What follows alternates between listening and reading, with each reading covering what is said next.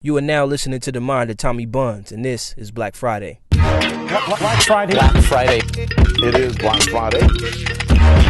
Peace, family. I'm your host, Tommy Bunnz, and welcome to episode 6 of the Black Friday podcast. Give yourself a big hand. Yeah. Welcome back, man. I'm gonna tell you this right now. This is a disclaimer. I'm a little pissed this week. I'm a little pissed. I'm a little upset. And I've been talking about the same issue since last week, and I got to talk about it some more this week. But first, before I go into that, I did see an incredible documentary. This documentary is dope. You know, I came across this film after diving into this Hollywood diversity debate, and it's called American Promise. It was made over the course of 12 years by director-producer couple Joe Brewster and Michelle Stevenson for a production company called Rada Group or Rada Group, one of those. It's a really poignant documentary. It was nominated for a lot of awards. It won at Sundance. PBS picked it up. It's a really good documentary. The film explores the lives of two black boys from the time they start kindergarten for about 12 years to the day that they graduate high school, giving us this dope glimpse into the academic career of young black boys. The film deals with a lot of ideas from the supreme strength of motherhood, as you know, the mothers in the household are clearly the driving force behind the young men. They're nurturing, they're hands-on, and dedicated to ensuring that their sons have the best education possible. And in doing this, it reveals like a freshened look into contemporary black families that aren't dealing with drugs, gangs, police brutality, or dysfunctional family settings, despite one of the families living in a low-income neighborhood. It deals with the idea of productivity and efficiency in households where both parents work, and in some cases, two jobs, and how that productivity and efficiency manifests themselves in academic success and failure when it comes time for the young men to take tests and demonstrate what they've learned. Mind you, they are both enrolled at one of the top private schools in the country. It's called the Dalton School. And my queen and I both had this conversation with an older black husband and wife a while ago. We had went to Sunday breakfast. The kids were at grandma's, and we just had some time for ourselves. And I ran into this brother at Chili's just that same week, a few days prior, and he was giving me some information on where to go for data recovery from my hard drive. It was right around the time that my hard drive crashed, and I had met this brother, and he was just telling me about it because he overheard me telling the homegirl Shelly that we had lost our show that we was recording for the city. And he overheard me saying, I had lost the footage on my hard drive, and he had referred me to this place called $300 Data Recovery, which I ended up actually going there, and they've helped me, figure out how to get my footage back. But to make a long story short, I ran into this brother, and then I ran into him again at the Pancake Factory in Gardena, and he remembered me, I remembered him, and we ended up getting sat right next to him and his wife as they were having breakfast. And me and my wife, we sat down and we started chopping it with him, and it was dope because it was like, every time I talk to an older person, like an elder, I always liken it to like I'm talking to myself in the future reality. Like, this could be me when I'm 50. This could be me when I'm 60, when I'm 70. So I'm always looking at them as manifestations of myself, because I understand, like, we're only talking to our projected self manifested in another form. Like, nobody's really real. It's just really you, and I'm a figment of your imagination, and you're a figment of mine in a sense. So I look at you like you're me, you know what I mean? And so I was talking to this brother, just and his wife, and just soaking up the game, and they sent their kids to private school, and they sent their son to this school called Harvard Westlake. And we just started talking about how private schools get the upper hand, not because they're private schools, but because of the relationships these schools have with institutions of higher education. And, that's a whole nother discussion, but it did get us thinking about when that time comes to decide on where Isis and Ella are going to go to school. where they would go. Will we choose the private school route, or will we choose, a different type of academic institution that would be more fitting and nurturing to their personalities? But in the doc, one of the sons' names is Idris, and he gets diagnosed with ADHD. I was surprised by that, as his father is a psychiatrist. Joe Brewster is a psychiatrist. And, I thought that, I assumed that he would be able to diagnose his son himself. And, being a psychiatrist, not saying, I don't know, maybe he doesn't deal with, kids or people with ADHD. Maybe he does a different form of psychiatry. So maybe he couldn't necessarily pick it up. But it more so than that, it reminded me about when I was watching Dr. Umar Johnson on YouTube. And he was talking about the clinical diagnosis of ADHD among young black boys. So I'm going to play this clip. Listen to this. The drug companies that push and have influenced the American Psychiatric Association to adopt ADHD, conduct disorder, oppositional defiant disorder, and disruptive behavior disorder have a financial stake in seeing black boys misdiagnosed with these disorders. They make $45 billion a year off Wall Street drugging our boys up like this. The drugs that they give our boys are identical to the illegal drugs that are sold in the black community. So you mean to tell me a black man sells crack cocaine on the corner, he's going to go to jail for 5 years, but you can give baby crack in the form of Ritalin to a black boy in the school and nobody goes to jail? Something's wrong with that. Every psychotropic drug company publicly trades on Wall Street. ADHD does not really stand for attention deficit hyperactivity disorder. It really stands for the absence of your daddy from the home disorder. The absence of discipline from the home disorder. 75% of black boys diagnosed with one of the disruptive behavior disorders don't have a father figure in their life. And for the ones who have a father figure in their life, there's no discipline in their life. Attention deficit disorder was done away with. You only have ADHD. Why did they do away with ADD? Because there's no drug that can make you pay attention. The drug companies was losing money.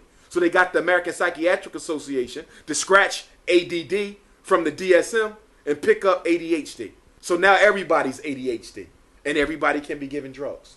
And this to me is why I said I don't see ADHD. I just see, like his father said, a child who had no discipline. And so, obviously you're not going to know what I'm talking about if you haven't seen the movie. But for me, they diagnosed this kid with ADHD, and I didn't see that this kid had ADHD. I just thought that he was lazy, and it was a lack of discipline in the house. You know what I'm saying? But it got to the point where the kid, before he got diagnosed with ADHD, he began asking for the drugs because most of his friends were already taking it. And he told his mom that he thought that if he took the drugs that it would help him focus better and he could, perform better, and I was just like, I was really surprised at that. Like, damn, like peer pressure's a mug, like, you know what I mean?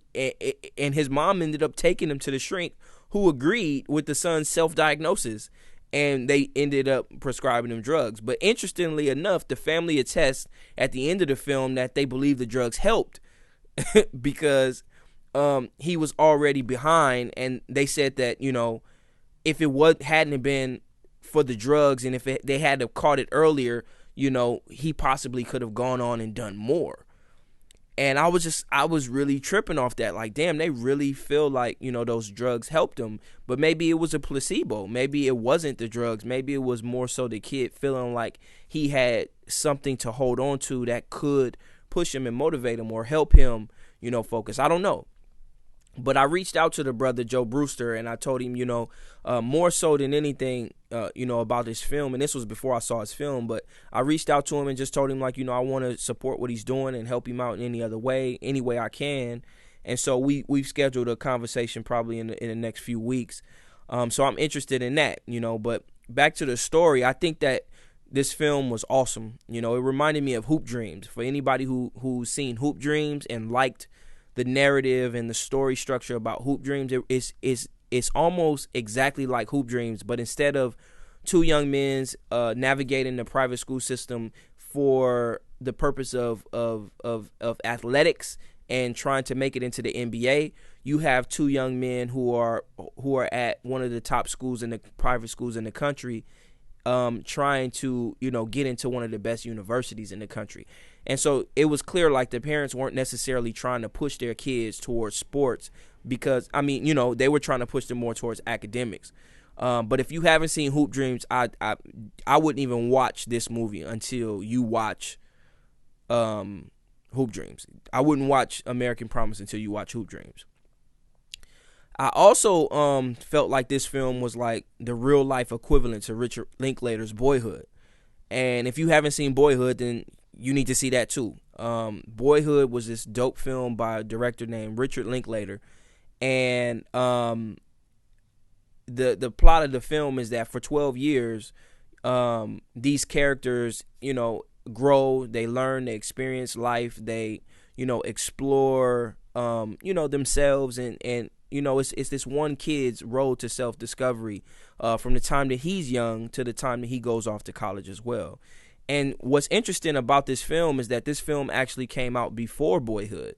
And so it's not like he's, Joe Brewster is biting Richard Linklater. It's almost like you have two directors, one black, one white, and they both share this same idea around the same time in history. You know what I'm saying? Because if you go back 12 years, this man was really filming 12 years ago, this film. 12 years from now, we're in 2016, so 12 years, 2004. I had just graduated high school. I wasn't even thinking about a film, let alone a film like this.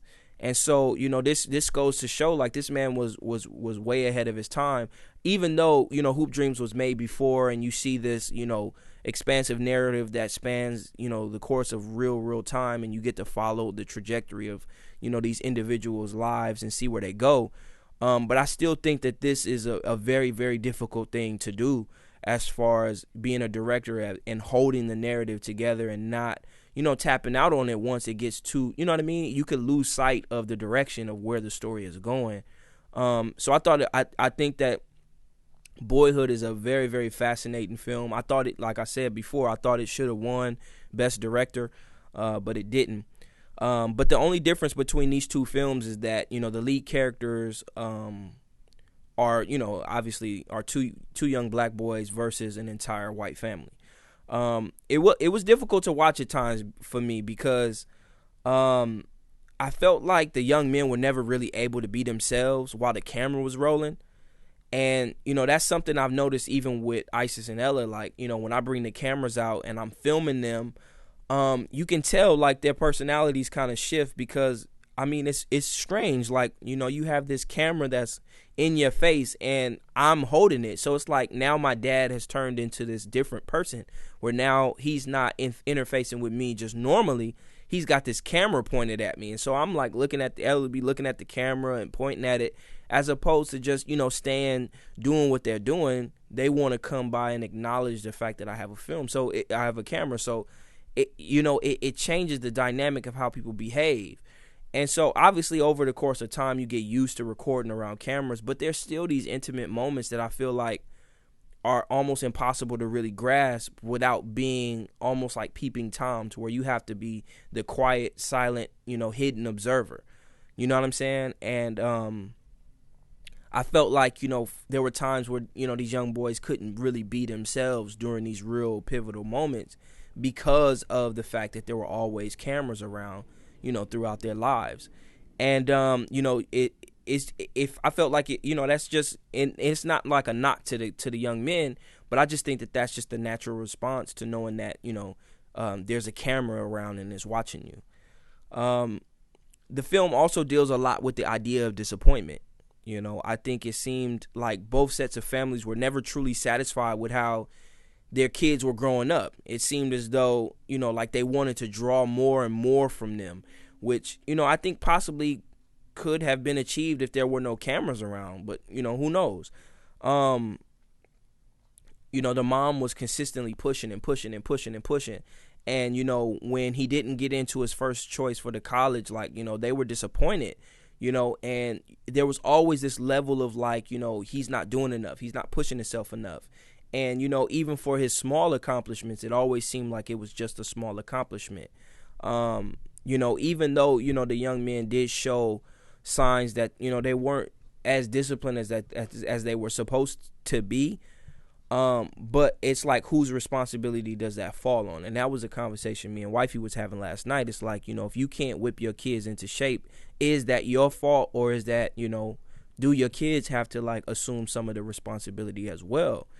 And I would, I don't care what nobody say. Like, I'm gonna take more of the burden when it comes to my kids and what they're willing to do and the output that they get, because I feel like it's my responsibility as a parent to create an environment that is conducive to high achievement. You know what I'm saying? Because as that should come with discipline.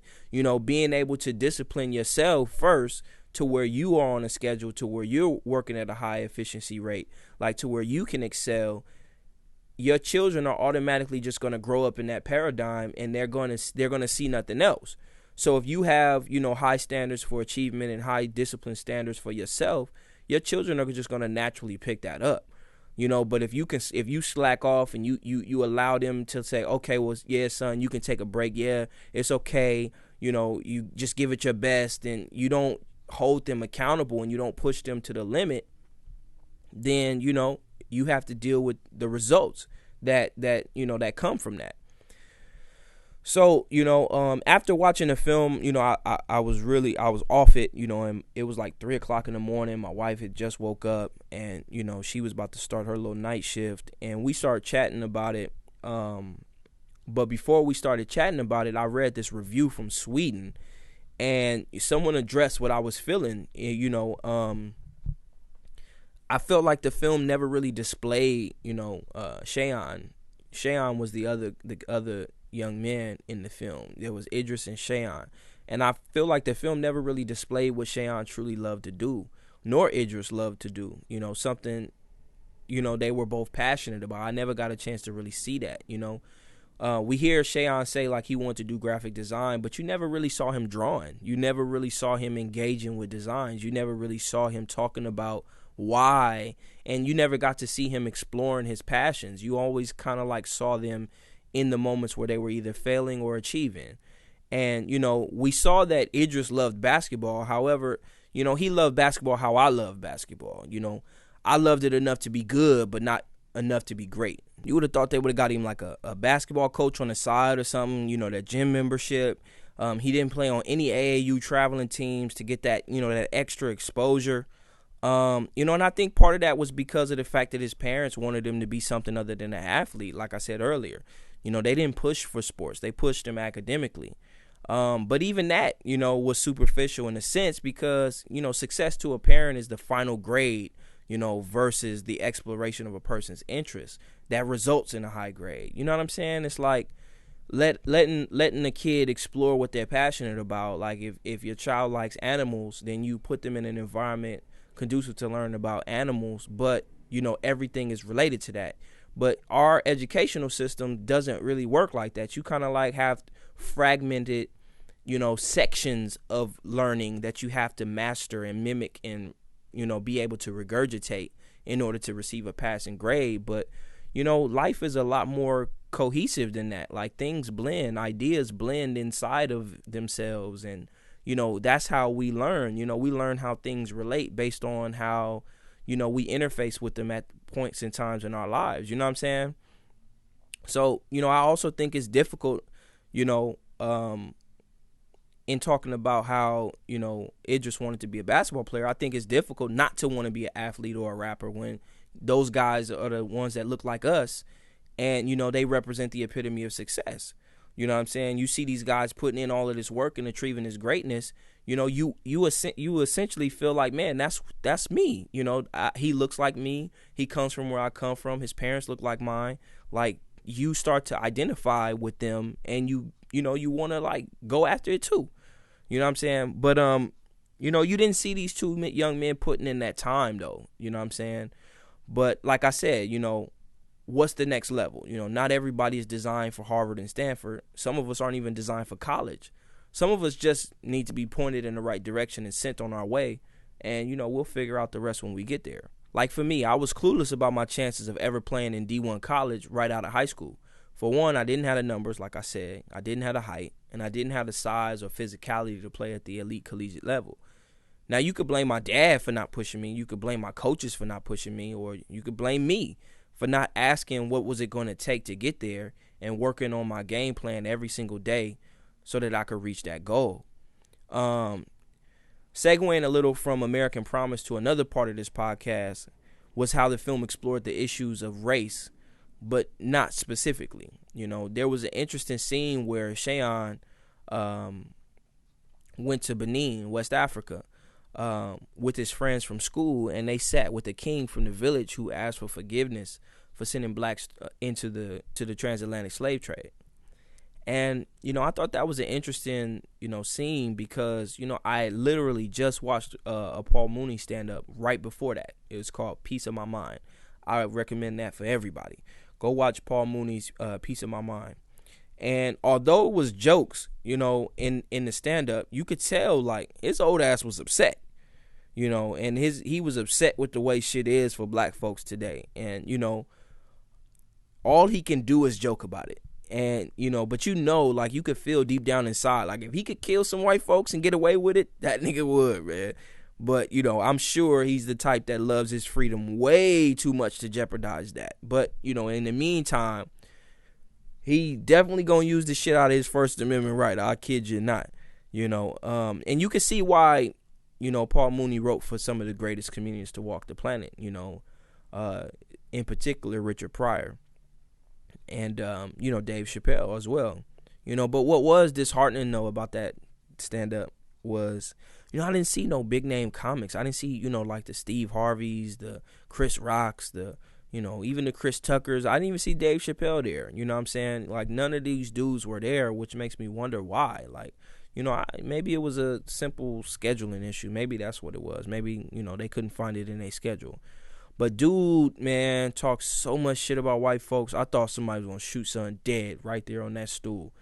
Yeah, but go check that out, man. It's called it's Paul Mooney's Peace of My Mind. But yeah, I thought it was interesting how I watched those two films one after another, and they seemingly connected ideas in a way I would have never anticipated. You know, and I feel like that's when you know the ancestors are communicating with you on a higher level, you know, and it's time to start paying attention. You know, when these lively events seemingly like fold into each other as one continued experience versus the fragmented Monday, Tuesday, Wednesday, start, reset, begin again motif, you know, you start to feel like, you know, you're on the right path. But yeah, once again, check out that Paul Mooney special. It's from 2014 and it's called A Peace of My Mind. So, like I said, I happened to stumble across this American Promise documentary while doing some research at the beginning of my shift yesterday, and I wanted to look into black male media and entertainment consumption stats because, you know, this whole Oscar diversity thing has been bothering the shit out of me. You know, I decided to look into the board of directors for these organizations and look to see, you know, who's part of the Illuminati and shit, you know, because, like, who's part of the Illuminati, who's the reptilian, you know, because when white folks is behind something black, it's always some evil child sacrifice, demon goat worship shit going on. You know what I'm saying? You know how them niggas be. But to my surprise, the CBMA is comprised of a board of some highly intelligent and seemingly highly committed black folks. And looking further, I found George Soros, one of the richest men in the world, behind Open Society and behind the Campaign for Black Male Achievement. And immediately I'm like, fuck! They were right. Illuminati. Not for real. But in research, I came across a young brother by the name of Rashid Shabazz. And this brother works with some young people back on the East Coast as a program manager with Open Society. And I found a video of son on YouTube, and he was like, I'm part of the Open Society Foundation's Campaign for Black Male Achievement, and we've been supporting the initiative for the last 3.5 years now. We really want it to be used as a community engagement tool. So I'm here because we've been part of it from the beginning, as they've been going through this process of how to develop their idea. I can't express how happy I am to be at this point here at Sundance for them to be premiering the American Promise this evening. As a funder, as a grant maker, but also somebody who cares deeply about education, and not just for African American males, but for all children. So I was like, I gotta check out this doc, American Promise, and here we are, full circle. Alan Watts talks about thoughts being linear. And a couple nights ago, I was at the gym working out, and right after my hoop, I'm burnt. And I didn't want to listen to anything argumentative for an hour and a half. So I said, let me hear some good words from the OG, right? And then I heard dude mention that thoughts were linear and that we only think about one thing at a time. And, I had to really ponder upon that for a minute. And I was just like, nah, I don't necessarily agree with that. I believe thoughts, like everything else in this universe, have a mass and therefore have orbits. And, with the person being the center of gravity for that particular thought, thoughts travel outward of the body and gain momentum and then find its way back to us in the form of insight. Because I look at thoughts as universal inquiries into the true nature of being and the true nature of existence and the true nature of the universe. So I don't think of thoughts as being linear, as like it starts here and it moves in a forward trajectory forever and ever and ever. I look at thoughts as cyclical. And, that's why, for me, I love when it's like things come full circle. That's why we say things come full circle. Because if thoughts were linear, if, ideas and thoughts were linear, we would never come back around to the thing that once started it. You know what I'm saying? So here we are back at the beginning of how I came in contact with this really good documentary that makes you examine yourself as a parent, examine your own childhood, and what you think you could have done differently as a child, if you could have worked a little bit harder, assuming you're not living your dream and already fulfilled now. But it made me think about if, sending black children or sending my kids in particular to private schools composed of predominantly white children is a better option for my girls, or if they should find a middle ground where there's kids from diverse backgrounds. And it got me to thinking, we've been talking about diversity forever. And when you say or look at a word for so long, it begins to morph and it becomes something different, and you no longer see it for what it is. Our minds begin to just automate its meaning and reduce it to its simplest and most convenient form. So I dove into the meaning of the word diversity. And according to Webster, diversity means the state of having people who are different races or who have different cultures in a group or organization. And the word dates itself back to the 14th century as the quality of the word diverse, which simply means made up of things that are different. And so for me, that's big, made up of things that are different. So last week, I talked probably a little too long about the Oscars, so white BS.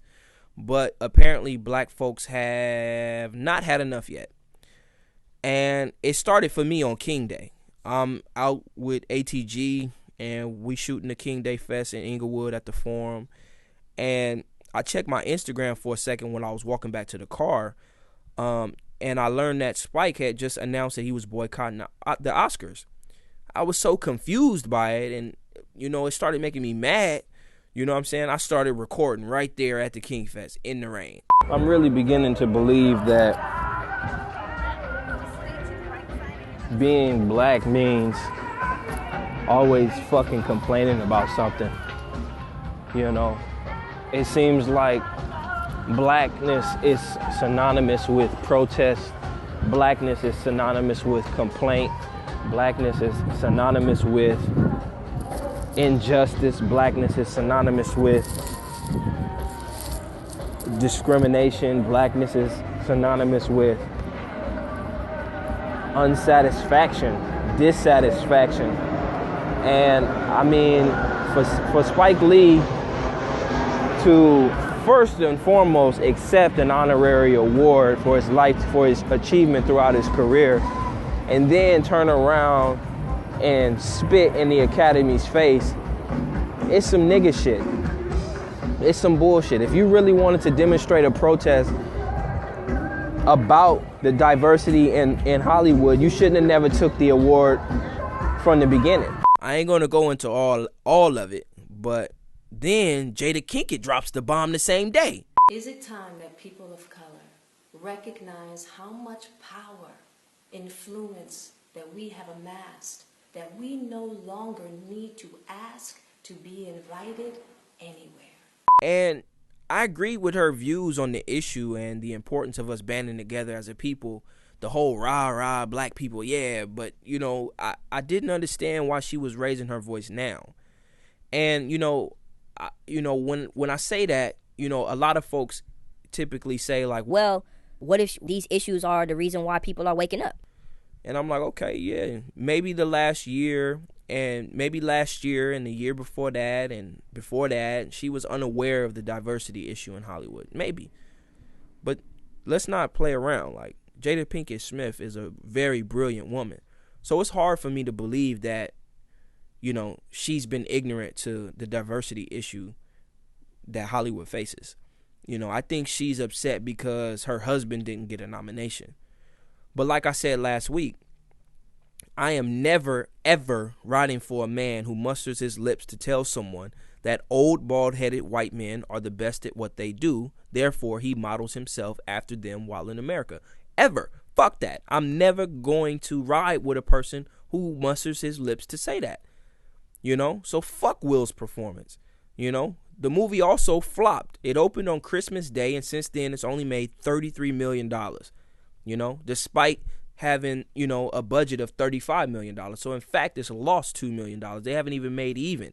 Which reminded me, even if Will did deserve a nod for this movie, Concussion, it would be rather difficult for the Academy to nominate this film because it could bring light to the seriousness of severe brain impairing injuries athletes put themselves at risk to when playing contact sports like football. The NFL can't afford to have parents, especially black parents, stop putting their kids in Pop Warner and Snoop League out of fear that they'll suffer life-threatening brain damage. So, the NFL didn't support this film. You can't take young black boys off the football field and put them in the science club or the math club or the technology club because somebody in the industry that relies on the allure the NFL has on children is going to feel some kind of way about that. Imagine if you ran into the factory farms and snatched all the little chicks before they started getting the Prozac and the hormones that make their breasts swell up so large that they break their legs. You'd be fucking up the money, son. And so this is similar. You know, you start taking little kids out of Pop Warner, you fucking up the NFL's future revenue sources. And so I think on top of the fact that Will played a rather brilliant yet self-hating man, the topic this film explored was bigger than him, and the Oscars couldn't let this film get that type of attention, especially not in the same month as the Super Bowl. No, sir. Not at all. You can say that's a conspiracy, but, you know, I think it's good business. So I would have respected, you know, if the Queen would have said that, but instead she played us. You know, she played the bullshit diversity issue when, like I said, 2015 was an incredibly diverse year for the entertainment industry. You have Taraji, who won a Golden Globe. Regina King, playing a black Muslim American woman, won an Emmy. Viola Davis won an Emmy. You know, Kerry Washington is on primetime TV. Gabrielle Union, Tracy Ross, the sisters from Quantico, the sister from Jane the Virgin, Megan Good, Shonda Rhimes. You have Fresh Off the Boat, a show about an Asian American family.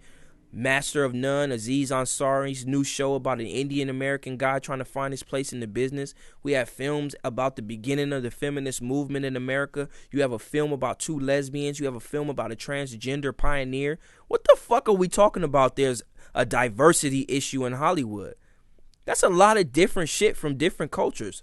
Sounds rather diverse to me. Oh, that's right. Because there's no black faces at the Oscars. That's the problem. No, the problem is that we're complaining about the lack of black faces represented at the Oscars when we should be complaining about the fact that Hollywood only made 5 major dramatic narratives last year that featured black people, which Spike touched on as the real issue because there aren't black faces at the executive levels at these studios. But see, to me, there's a bigger issue than that. And that's the fact that we don't really even care about none of this shit. We just like to argue. That's what social media is now. It's a cesspool of continuous arguments being made by people who are not truly interested in anything. They're just passing time.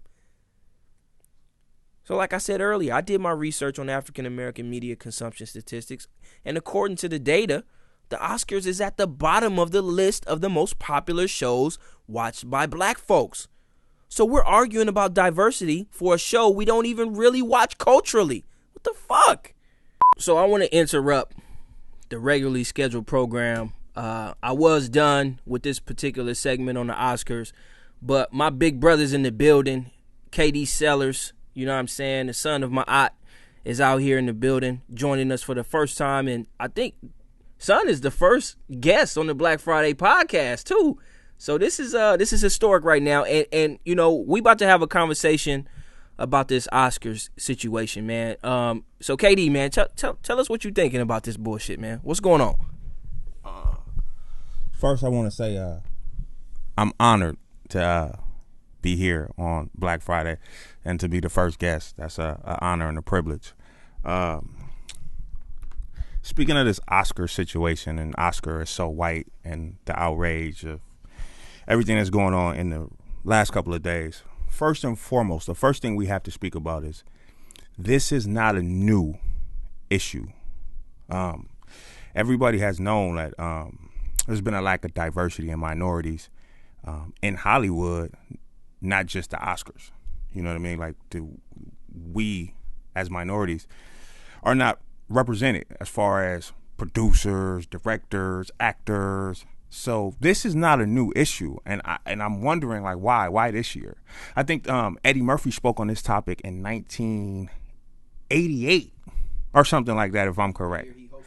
Right, like, this has been going on forever, like, so I just don't understand, like, why this year, for one. That's one. For two, even if Will Smith for NWA was nominated, or even won for that matter, or last year when Lupita, right? When she won, like, we were still very misrepresented. Like, if they give us a token nomination, like, does that pacify us?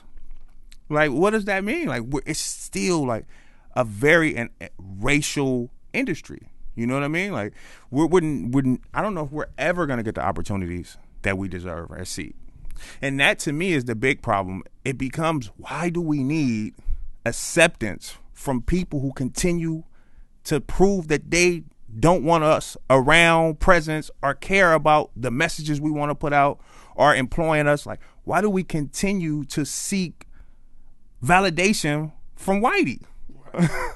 Like, I don't get it. Like, I just don't get it. Like, and that is what I'm harping on. Like, why do we continue to say, Massa, did we do a good job with NWA?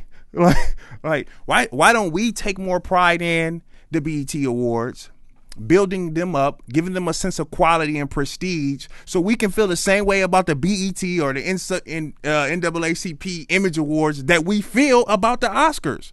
Like, let's take some pride and put some quality and respect into our awards to have them feeling left out because they not involved.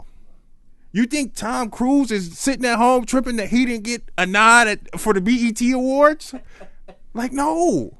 Like, let's focus on our own. But to me, and I know some people are going to feel a certain way when I say this, this is a product of the civil rights movement. Since the civil rights movement, we have been begging whitey to accept us. Like, can we drink from your water fountain? Can we come to your restaurants? Can we work in Hollywood with you guys? Like, why is it that we continue to look to them and ask them, did we do a good job? I wonder, you know, I agree 100%. I feel like we do beg and, you know, we do ask way too much for validation. But another part of me be wondering if we look at the numbers the same way that they look at the numbers, right? Hollywood is a multi-billion-dollar industry, right? And black people make up a very finite percentage of that you know, that revenue. You know what I'm saying? We only make up 12% of all the ticket sales, right? So we're not really, like, contributing to the system. It's really something that we're trying to get into. So I'll be wondering is it about white male or white female, you know, white culture, or just white people accepting us and validating us to make us feel like we're worthy?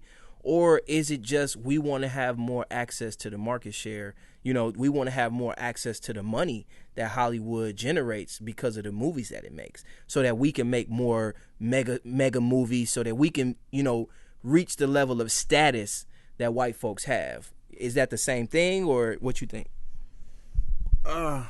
No, it's about support in a sense. I mean, because we know most of our people are going to support the dude selling movies at the grocery store before they go out and see the film. You know what I mean? Like, yeah, we might make up a very small percentage of that market, but we all know consumer-wise, we have the ability to control any market because we consume more than anybody. But and that's another big thing. Like, we don't necessarily get out and support films in Hollywood the way we do other things. Like, there's no lack of support for Jordan.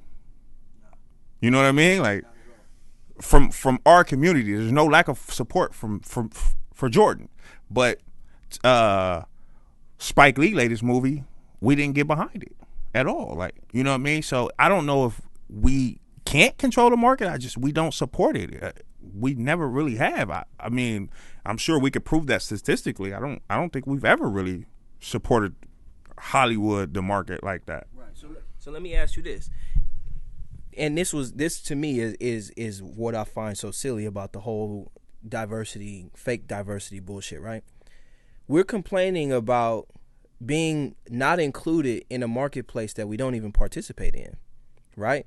If we're not supporting Hollywood because we gonna buy it from the dude at Food for Less selling it for $5, if we're not really participating in the theatrical sales of movies, why do we get, what gives us the right to feel like we can say, well, we're left out when it comes to representation at the highest level or so-called highest level of awards when that time comes around? Like, we're not even participating in Hollywood. So why do we now feel like we deserve a stake at the table if we're not even participating? I was looking at the stats the other day, and it says that among black people, the Oscars is like the last on the list when it comes to most popular shows. So we're not even really watching the Oscars. We don't really participate in the industry as far as being consumers of it. So it's like, why do we now feel like we deserve a seat at the table? That's my biggest question. I don't get it. I'm sure there's many answers to that, but the biggest one is we want to sit at the table, right? It goes back to that, right? Like, if Whitey is sitting there, Master is sitting there, I want to sit next to Master. I want Master to accept me. Like, I don't know. It just goes back to that for me. Instead of like focusing on us and building up us in every way, you know what I mean? From homes, education to even our own entertainment. Like, focusing on us, we're so worried about what they doing that we not even understanding those stats. Like, we're not present. We want to sit at the table, but we're not present in the industry. Like, but we're so concerned about what they're doing. Like, we just want to be a part of it. Like, oh, why are we not getting no nominations? Not to mention the fact, like, not even thinking about the fact that you just said we don't even watch the show. Like I mean, until I got into filmmaking and wanted to tell stories and put out messages, I'd never even seen the Oscars, bro. You know what I mean? Like, so it's not something that my parents was trying to make sure that we watch, like, you know what I mean, like they did the gospel awards or the Soul Train. It wasn't relevant in my house like that. And until I became a filmmaker and wanted to put out stories and took interest in it, that's when I started watching the Oscars. But if they feel like oh, Will didn't get nothing, you know what I mean, it's also jealousy. You know what I mean? Like, it's a jealousy thing. Like, and the biggest point of it, when people start saying this, to me, I always wonder, like, did you see the material? Right. Like, now I do understand them saying, like, okay, well, you have 10 slots to nominate 10 Best Picture awards, and you only use 8. So there were 2 other movies that could have been nominated. I get that. But when you say, oh, Will wasn't nominated for Concussion, he should have been nominated.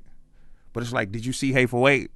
Did you see anything else where the other actors were nominated? Or is this just you need to be represented? You need to see a black face. Yeah. And it's not even about quality of material anymore. And I think folks didn't. And I'll stand on that. I don't think folks went out and saw Room.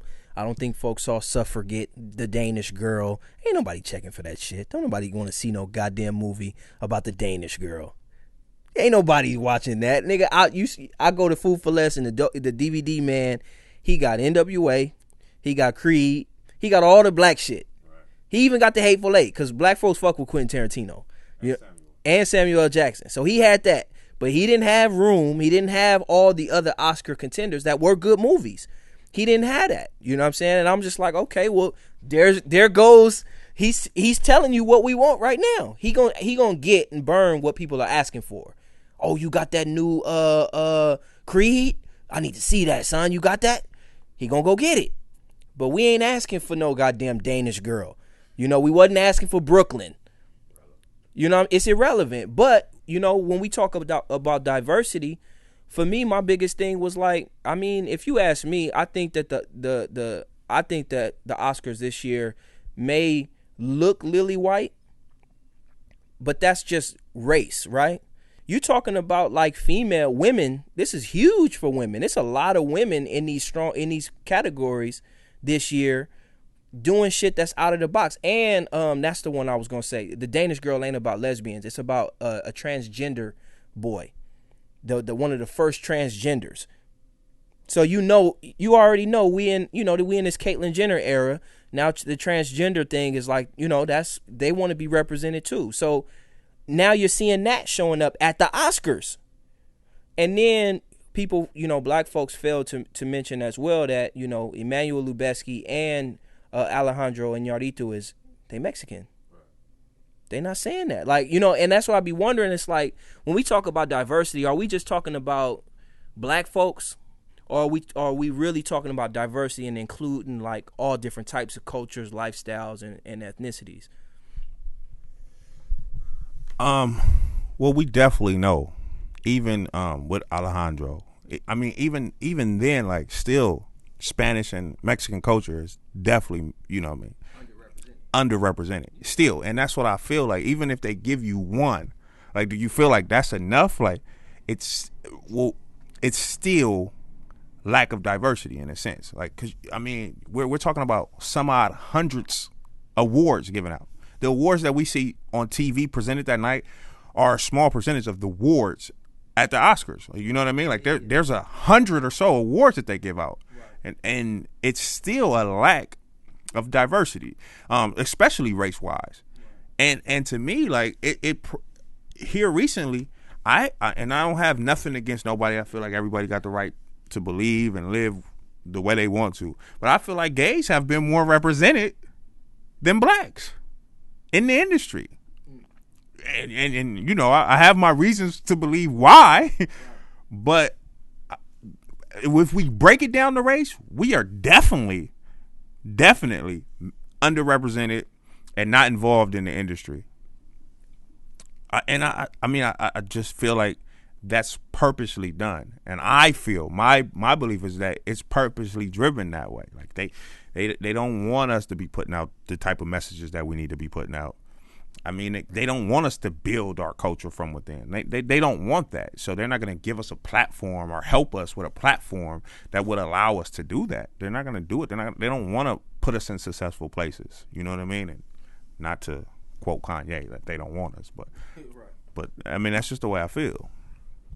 Yeah, I agree. I definitely feel like, there's still racist elements inside of Hollywood. I mean, the Oscars have only been around since the early 30s. So like 1929 to like now. So it hasn't been around that long. So there's still, I mean, and it's funny because we talking about the 60s, right? We can all go back to the 60s when the civil rights, movement was at its crux, right?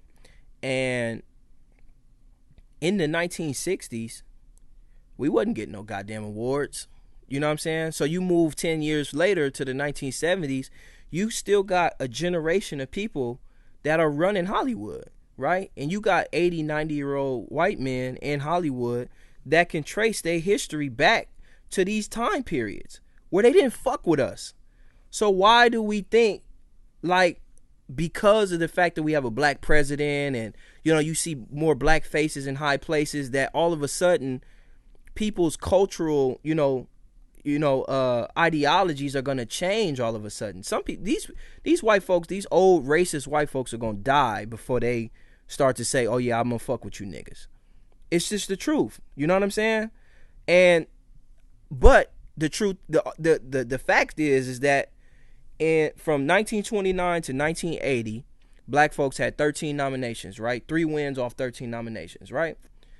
In the last 20 years alone, we've had about 35 nominations and like 12 wins, 12 or 13 wins. Now, I'm not saying that that's a lot. 68 nominations is not a lot of nominations from 1929 to now. That's not a lot, right? But we also, got to think about the amount of films that we've made in that time period. But I am saying that we've gotten nominated and awarded twice as much in the last 20 years than in the first 60. So to me, that looks like things are necessarily changing. They may not be changing at the rate that we want them to change, but they are changing a little bit. And I don't know if that's because of the fact that we've been barking about it, but the numbers are changing though. You know what I'm saying? What do you think about that? Pacification. And I feel like, shut us up? Yeah, we'll shut you up and we'll give you a couple of nominations. We'll give you a winner. But are they funding our films? You know what I mean? Are they accepting more of our material? Are they hiring more black people? Producer wise, like, do we have executives up there on those high levels? Of course not. Like, of course not. And that's the problem that I have. We'll sit here and argue to death that a brother didn't get nominated, but we don't care that we're not in the positions to nominate people. You know what I mean? Like, that's my problem. Like, I don't care if Will Smith was nominated. I don't care if, not to say that he didn't do a great job or NWA wasn't a good movie, because I think that it was a great biopic, and I feel like it should have been, it deserved to be nominated. But for me, the bigger picture is getting in position to put the messages that we need to hear and our kids need to see, the images that our young ones need to be around and dive themselves in. We're still not in the positions to do that. And that's bigger to me than any nomination. Like, I agree. I think Viola Davis just came back out. She had won that Golden Globe last year, right? And she had made that big speech on diversity, and everybody loved her for it. And she came out today and she was just like, it's not the Oscars. It's systemic. And she's saying what you're saying. It's systemic. She's like, you can't necessarily like be mad that we're not nominated when you got to look at the fact that there weren't that many black films even made. Five major theatrical narratives that feature black characters last year. That's what folks are arguing over. 5. Chirac, Creed, Concussion, NWA, and what's the other one? Creed. Oh, did I say Chirac? Oh, Beast of No Nation. That's the one where Idris Elba and in West Africa, the child rebel soldiers and shit. And then when you analyze, like you just said, like when you analyze these 5 films and you talk about the subject matter, right? We talking about subject matter. We talking about, diversifying the type of movies that we make too, right? We talking about Creed, athletes, black athlete. We talking about NWA, black rappers, gangsters, right? We talking about Chirac, gangsters. We talking about, Concussion. We talking about a black male doctor who has a white man's mentality, because he said, he said in the movie, he said that as in America, to be an American, you kind of have to like sometimes fake it till you make it, right? And he said, and if you don't know how to do that, pick something or pick someone and model your behavior. You model yourself after them. And she's like, who did you pick? He said, I picked an old, bald-headed white man. And she's like, why did you pick that? He said, because they're the best at what they do. And she looked at son and was like, you old coon-ass nigga, what the fuck is wrong with you? But then she ended up marrying the dude. So you have a black man with a white man's mentality, right? And then Beast of No Nation, when we represent Africa, we always fucking talking about Africa and child rebel soldiers and poverty, and we always talking about them in a state of domestic terrorism, child rebel soldiers, slaves, starvation, poverty, and shit like that. The typical stereotype. So you have all 5 of the you have all of the stereotypes that black people don't even like when Hollywood does it in any other capacity. But because they're dramatic narratives, that means that now there's a little bit more prestige to the films and they should be nominated. We talking about the same subject matter though. We talking about the same things. Black athletes, gangsters, rappers, Oreo, white black boys and with white minds. And, the stereotypical African narrative. So I'm just like, man, none of these films, if you ask me, were deserving to win anything. I mean, honestly, I think Idris Elba could have been up there, but honestly, they snubbed the little kid from Room. It was a 9-year-old kid, bro. I saw that movie, and the nigga, not the nigga, but the little kid was phenomenal, bro. Phenomenal. And if you take anybody out of the list that you have now, you could take Matt Damon out, right? For The Martian. He did all right. I got to put that little kid in there before I put Idris or before I put Will Smith. Personally, I would. Because he was phenomenal. He's 9 years old. Like, are we saying, like, put a black person in there just to put a black person in there when we haven't even seen the material? To me, like, that's astronaut. Like, don't do that. Like, for two, and again, I'm gonna hit the nail until it's through the wood and broken. Like, fuck they awards at the end of the day. I get it that it's the Oscar and it's been put in your brain that this is the biggest, most prestige award that you can get. But these people continue. The people that run the Oscars and the industry in itself keep proving to you, like, they don't want you to be present. They don't want you to be involved. They don't want you to have a say. They don't want to give you a platform to put your messages out. So why do you continue to beg for these people to honor you or give you an award or a nomination? Stop it. Blouses. So we just finished our Oscar conversation, and another one of the things about K that y'all don't know is this dude is a sports fanatic, man. This dude watches so much sports, man. And he could talk about damn near every sport, including water polo. No, but what I want to talk about is this new development that just happened. David Blatt, the coach of the Cleveland Cavaliers, has been fired in his second season. And, I'm going to keep it 100. We talked about this already, and I wasn't recording the conversation. So we have to kind of like rehash this conversation. But, we do talk about basketball all the time, so it's not that bad. But they fired David Blatt, and now they've hired Tyronn Lue. What are your thoughts on that, bro?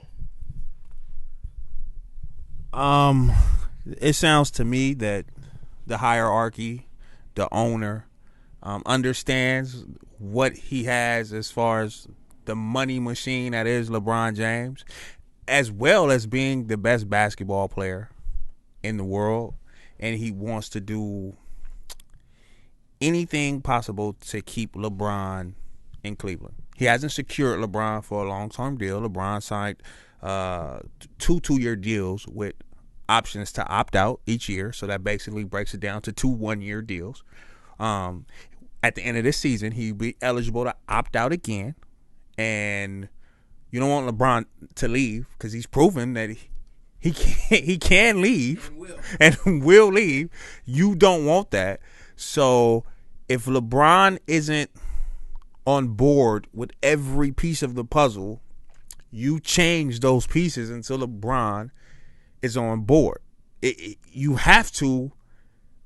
I mean, it has to come down to that, because what other reason would you fire your leading record coach? Like, he's coaching the team that is number 1 in the Eastern Conference standings.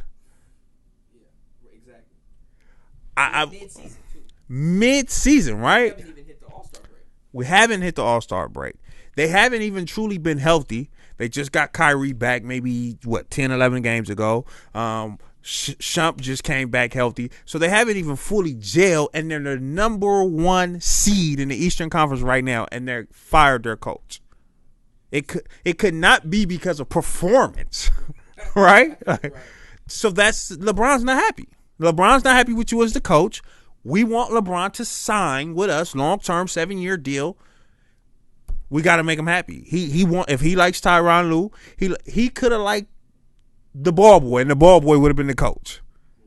They do whatever they have to do to keep LeBron happy until you sign him into a long-term deal with no opt-outs. Wow, that's I'm a huge LeBron fan, man, and I'm not feeling this one. You know what I'm saying? I'm really not feeling this whole dictator LeBron. Like, I get it. I understand this man is the heart and soul of the state of Ohio. You know what I'm saying? He's the heart and soul of this team, this organization. You got to make him happy.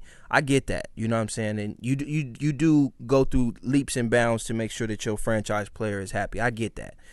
But for me, like, giving this man this much power, like, you know, this Bill Russell kind of power, to where he's the player coach almost, in a sense, to where he's making executive decisions to say, like, look, son, if you don't fire this nigga, I'm out of here. You know what I'm saying? That, to me, it could possibly do more damage to the team than it can do good, you know, unless we see at the end of the season that they holding up a championship trophy. Then it's like, all right, well, he was right. But for me, it's just like, as a player, if I was playing on LeBron's team, I wouldn't want to do shit to piss this dude off. Because if I say the wrong thing, or if I miss a layup, or, you know what I mean, I do something stupid and he don't like it, this nigga could give, you know, he could give Dan Gilbert the look like, X this nigga. And in the morning, you know, I'm going to the GM and he's telling me, you know, it's not working out. And now I'm packing, you know what I'm saying? And I'm out just like that. I'm out of a job. And I don't think no player should have that type of power while they're a player. I think that, you know, there should be a fine line between executive and player. How does that translate into your focus on winning the championship? I thought that was the overall goal. You know, I get it. Maybe your coach ain't going to be the one to get you to a championship, but how the fuck do you know? You're the best team in the league. You're doing just fine. You know what I'm saying? So I can see if you lost 2 seasons in a row, but you're the best team in the East. So why not wait until the end of the season? From the players and coaches level, the goal is always to win a championship. Like, that's what they live and breathe for, from the player coach level. But everybody above that, it's a business. Like, I don't think Jerry Jones, in an instance, it has the most profitable franchise in sports, and they haven't won a Super Bowl since 1995, if I'm correct. Right? Like, every year they're number 1 in ticket sales, they're number 1 and 2 in jersey sales. In the NFL or in all professional sports? In all professional sports. Even they're more profitable than the Yankees? They're right up there. They're 1 or 2. The Dallas Cowboys are. Right. That's a mega business. Yeah, absolutely. And that's what owners are concerned about. I'm sure they want to win a championship because championships bring more money. But at the end of the day, if you're making money, like, that's the main concern. And they could lose 82 games a year. Speaking of the Cavaliers, they could lose 82 games a year and be right up there amongst jersey sales, ticket sales, because of who they have as the face of their franchise. And that is Dan Gilbert's number 1 concern, is keeping LeBron in Cleveland and happy, because that triples the profits. They went from selling out 82 games to not selling out 1 game the year LeBron left, right? Like, so we understand the hit business-wise that takes on you. And I think that's Dan Gilbert's main concern. Like, championships are great because they bring more money, but this is a business, and I'm in the business of selling tickets and jerseys, and nobody does that better than number 23. Let's keep him happy. Right. I definitely think you should keep LeBron happy, and do whatever you got to do. It's so funny. I'm looking at Google. I'm looking at ESPN.com right now, and this nigga, look how they set that image up. They got LeBron looking at David Blatt like, you bitch ass nigga. Tyronn looking like he's coaching the team, and David Blatt is in the back mad like, this is fucked up. This is bad, man. I don't know, man. I don't know if I like this. I want to see the Cavs win. Of course, this is my squad. But this, when you think about LeBron's legacy as well, you know what I'm saying? This, I don't know, this is going to make people hate LeBron again. People were starting to like Son because he redeemed himself. He came back home. He wanted to finish out in his hometown. A lot of people gained a lot more respect for dude. You know, I think you even gained a little bit more respect for him, right? I did. Right. So a lot of people are saying, like, you know, I fucks with LeBron now. He's back home. He's doing. He should have never left, but he's back. I fucks with him. But now this little bullshit comes out, and he's playing this little prima donna shit. You know, I don't want him here, and, you know, make my friend the coach, and, you know what I'm saying? Like, he's running the team like this. You know, popularity plays a huge role in how you're remembered through, you know, as far as once it comes time to evaluate you when it comes to, like, who's the best player of all time.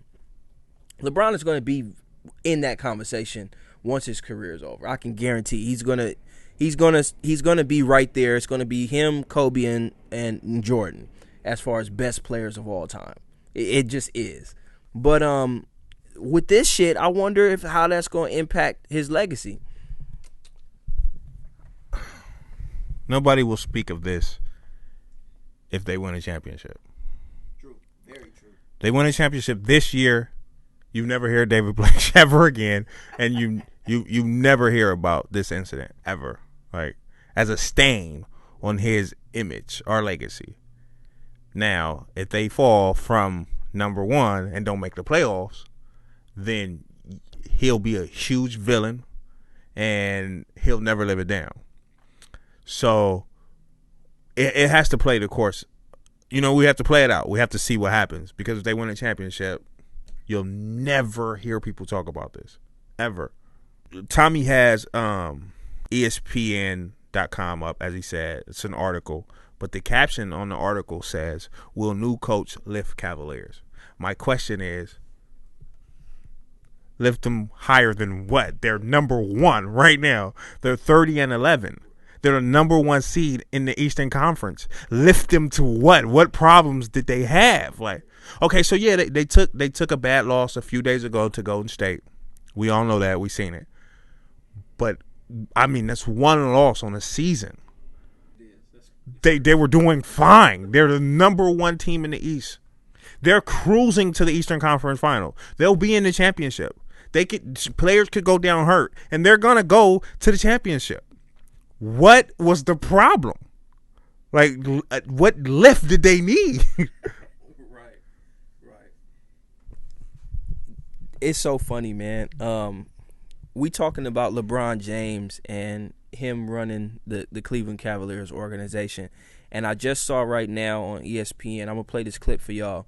The Cavaliers GM David Griffin makes it clear that LeBron James does not call the shots. And this is such a great PR move on behalf of the Cavaliers, because we all know good and damn well LeBron is running this team. But I'm going to play this clip real quick. Y'all listen, I'll be right back. LeBron doesn't run this organization.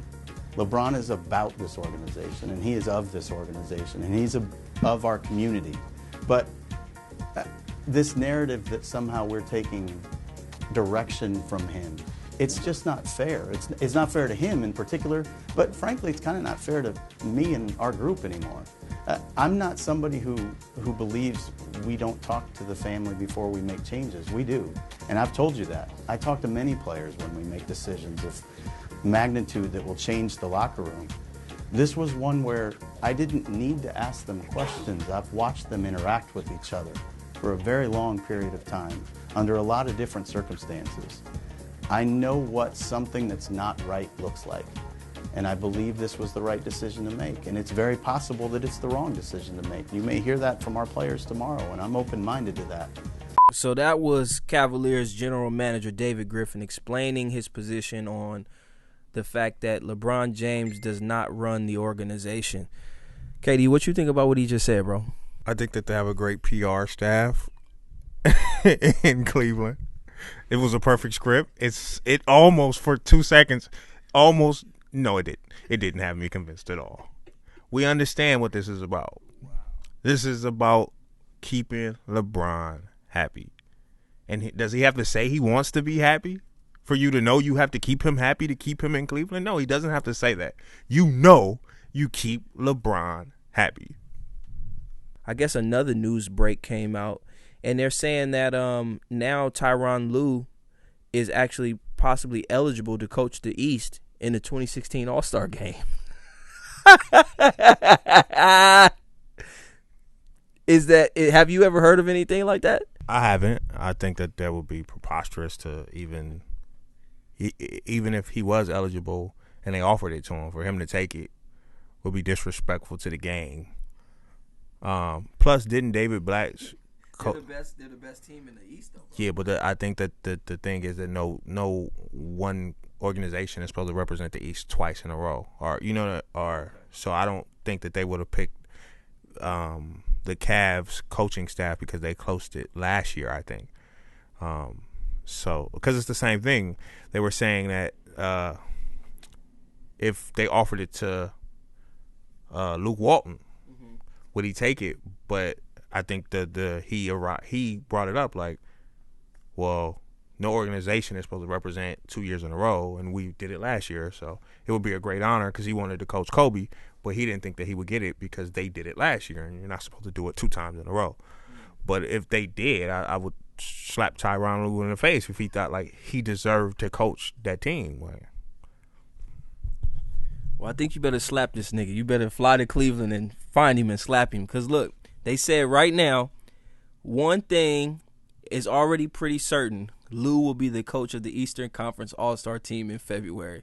From NBA.com's Steve Ashburner, All-Star coaches by NBA rules are drawn from the team with its conference best record as of the official cutoff date, in this case, January 31st. The exception is when a coach and his staff earned that honor the previous season, in which case the coaches of the second-place team handle all-star duties. In another interesting twist, if the Cleveland Cavaliers remain in first place on January 31st, the new head coach, Tyronn Lue, would be eligible to coach the All-Star game. And Lue, the Cleveland assistant who was promoted to head coach on Friday, is eligible to coach the All-Star team. So we could actually literally see something, because it's not the same coach. It's a different coach. So they're not breaking the rules. It's just he's inheriting the situation. That's interesting to me. Like, this nigga, they got the dude fired, and now he's going to coach the All-Star team. He's an All-Star coach right now. He's going to be coaching alongside, against Greg Popovich now. Or would it be Luke Walton or would it be Steve Kerr? Well, seeing that that's their stipulation, right? Luke Walton is eligible to coach. Damn. Unless Steve Kerr, because he's still an assistant. Luke Walton is technically still an assistant coach because he's just out on leave. Who's Steve Kerr? He's out on injured reserve. Right. And unless he comes back to the bench before January 31st, Steve Kerr. I think it's all. I think Luke Walton deserves it more than Tyronn Lue. Yeah, most definitely. So let's say he does coach the All-Star game. He'll have coach 6 games or something like that. Like, that's crazy to me. Your head coaching experience is 6 games, 4 to 6 games, and there's no way. Like, whoever the second place coach is, I'm sure deserves it more than Tyronn Lue. And who's in second place right now? The Raptors. And they're the whole city. That would be great. Yeah, that would. They're the whole city. It's in Toronto. Let the Raptors coach do it. Yeah. Let their coaching staff get that honor. They deserve it. Yeah, I agree. I never got a chance to ask you this. This is Kobe's last year. You're a huge Mamba fan. You probably just as much of a Mamba fan as you are a Michael Jordan fan at this point. Just seeing Kobe over his career, seeing what he's doing this year. What do you think about him being nominated into the All-Star game? Or not even just nominated, but he led significantly in All-Star votes. What you think about that? I think it's deserving from career achievements. I don't think that him receiving leading in votes is because of what he's doing this year. I think that as you see him go on this retirement tour and you see teams honor him and give him gifts, I think that this is the fans' way of giving him a gift. Kobe led in All-Star voting for a long time before LeBron and Kevin Durant and those dudes got really popular. And it's a great way to see him go out on top. in a sense. You know what I mean? He's not playing the best basketball right now, but this is a career achievement kind of thing. Like, thank you, Kobe, for 20 years of excellence. Like, Kobe Bryant takes no nights off, even when he should. Like, even when he's hurt. Like, if he's on the basketball court, he's giving you everything he got. And I think that this is just the fans' way of thanking him and giving him a farewell gift. Like, and I think it's very deserving from the type of player he is, the way he approaches the game.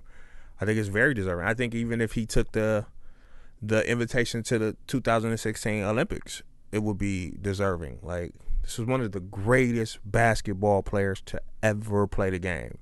He deserves any accolade, honor, or achievement that anybody wants to give him. He deserves it. He earned it. Like, so I think it's dope. I think he's as dope as, and I think it's dope what he said. They asked him recently if he thought that people would take it easy on him, and he said if they're gonna take it easy on him, let me know right now. I won't play. Like, I want the competition to be high. I don't want nobody to take it easy on me. Like, I'm not in a wheelchair. Like, let's play. Mamba. That's dope. I didn't hear him say that. That's dope. I like that a lot. That's that competitive shit that Kobe's got that a lot of niggas don't have, especially Dwight Howard and Kwame Brown and Smush Parker. Smushy. Playing in Tunisia right now for the Africans. He went back to the motherland. But yeah, man, at first, after you said that, I agree with you. At first, I was offended. I was like, dude, this dude is playing the worst basketball of his career, damn near. He throwing up air balls. He ain't got no lift. The dude's going like 3 for 11 from three. Like, why is he even shooting this many threes? I'm like, Kobe's playing terrible basketball right now. He's not even all-star material. Like, and even he's not all-star material this year, right?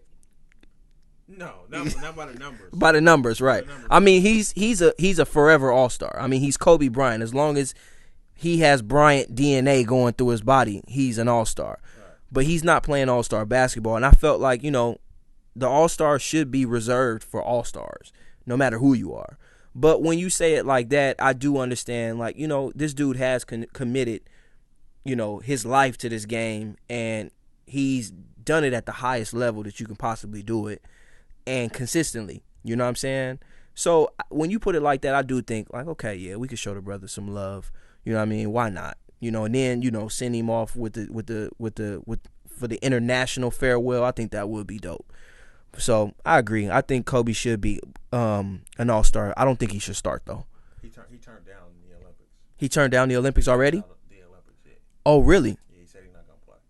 After June, this will be it for basketball. He's not gonna go to the Olympics. He said that's the young guys' game. He said it's more on the line for the Olympics. You know what I mean? Like, what, gold medal? Gold medal representing your country and bringing home a gold. It's more on the line than the All-Star game. Like, So he turned that down. That's interesting. That's noble. That's cool. So it ain't all about the glitz and glam for him. He's like, I've gotten enough roses. Yeah, that's dope. I respect that. I respect Kobe Bryant. I got you, boy. I see you out there. Yeah, man. I don't think he should start though. Is he gonna start? Of course he's gonna start. This is the Mamba. He's the leading vote getter. Yeah, he has to start. Huh? He can turn it down if he wants to, but I doubt that he'd do that. I think Kobe's going for the jugular. He might go for All-Star MVP if this is the Kobe Bryant I know and love. Like, he's going for the MVP. Like, of course he's gonna start. And I think that he should. I think that he should start, man. Like, not just saying he played 20 years. It's the way he played, the commitment to the game, to the league, like, to winning. Like, this dude is the ultimate competitor, man. Like, anything he's given now, he paid for before with his play, his commitment. Like, he deserves all of that. He deserves to start. Like, I think Tim Duncan should be starting. I think Tim Duncan should be an all-star and should be starting too. He deserves it. Looking forward past the all-star game, who do you got winning the NBA Finals this year? I know a lot of people won't agree, but I think we're going to have a Thunder Cavaliers matchup in the finals. I know like a lot of people don't necessarily have them right now, but I think it'll be the Thunder and the Cavs. I like the way the Thunder are playing basketball. I like their pick and roll game is picking up. Russell Westbrook, the best point guard in the league. His average is starting to get to that triple-double average again, and he has a healthy KD. He did it last year when KD was hurt. Now to do it, and KD is still putting 30 burgers on the board. You know what I mean? And they got Ennis Canner. Ibaka is starting to come into form. He's knocking down threes and still being that defensive anchor. I definitely think that, you know, once they get games under their belt and they play with each other more in the new system, they have a new coaching staff, a new system. Once they get together, come time for the playoffs, if everybody is healthy, I'm picking the Thunder and the Cavaliers in the finals, with the Thunder taking it for the championship. I was riding with him for the whole layout until he said the Thunders beat the Cavaliers in the finals. I don't see LeBron losing again in the finals. If LeBron loses again, I'm not even going to paint that picture, but I just don't see that happening with the caliber of talent that they have on the East, you know, versus the talent that they have in Kevin Durant and Russell Westbrook and that squad in Oklahoma. I don't even know if Oklahoma even comes out of the West, to be honest. I still think that, you know, the team to beat in the West is the Spurs. Just as long as you have that Tim Duncan, Greg Popovich, Tony Parker, Manu Ginobili, and now Kawhi Leonard combination, it's a very, very difficult team to beat in a 7-game series. You know, you might get a couple games on them, but just that longevity, just them being able to play together and shoot at a high percentage and play defense, play both ends of the feet, you know, but both ends of the court. I think they're a tough team to beat, and that's going to be a more difficult matchup for the Cavaliers. That going up against San Antonio, I think, you know, we would have a difficult time beating them. But I think we can. You know, I think we have what it takes to beat them, because can't nobody in the world stop LeBron James. Can't nobody in the world stop, you know, Kyrie Irving. And if we could really get some productivity out of Kevin Love consistently, if we can get some productivity out of, you know, J.R. Smith consistently, and it ain't even got to be a lot. You know, he could just go for, you know, he can go for 25 here and there, you know, and stay consistent within that 12 to 16 point average. We'll be good. You know, we got Shump to play D. LeBron plays great D. Tristan Thompson plays great D. We got Andy back finally. You know what I'm saying? We got a real strong team, and we got time to really gel now that we got all our players back. So, I you know, for us to be, you know, 33-11 right now, or 30-11 right now, winning 11 out of our last 13, I think that we're in a great space, given the fact that we haven't even played in an entire complete game since we got Kyrie and Shump back. So it's going to be difficult to beat us once we get into 3rd, 4th, 5th gear. But I see San Antonio coming out the West this year. I just think their athleticism and their ability, like they can go up and down the court. They can play in transition and play fast break basketball. The Thunder can. And then they can slow it down and run pick and roll you to death. And either one coming off of that pick and roll, whether it's Westbrook coming off the pick and roll or it's Kevin Durant coming off that pick and roll, and you got Ibaka in the corner knocking down threes now, and you still got Cantor, Adams down there, Nick Collison. Like, they got length, they got athleticism. I like the Thunder. I think they're gonna win, and I think that the best point guard playing basketball plays on their team. A man who locks down your best backcourt player. He rebounds. He's the number 1 or 2 rebounding guard in the game. He gives you assists. He's almost averaging a triple-double. Like, I don't know. I liked him. And then you got Kevin Durant, who's lights out, and he's not even playing his best basketball yet. Once he gets back healthy and he's playing his best basketball, I don't know. I don't see anybody beating him. I definitely think it's going to be a hell of a Western Conference Finals if it matches up that way.